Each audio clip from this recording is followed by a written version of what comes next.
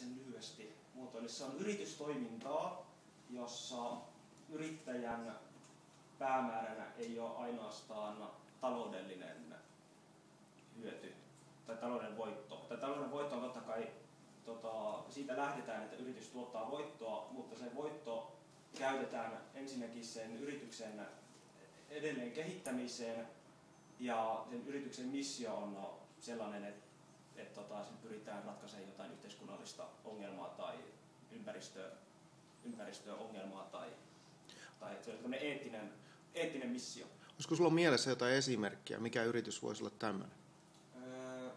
Mitäs nyt olisi? Suomessa on vähän vasta nyt nousussa tämä ajatus. Briteissä on tosi paljon jo.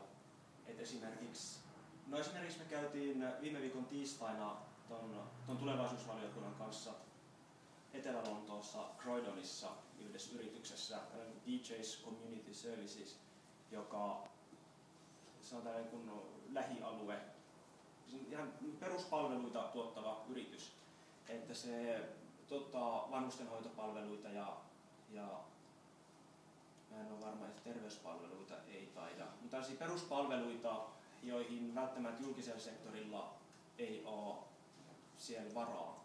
Että sellaisia palveluita, mitkä on esimerkiksi tippunut julkiselta sektorilta, niin tämä yritys sitten tuottaa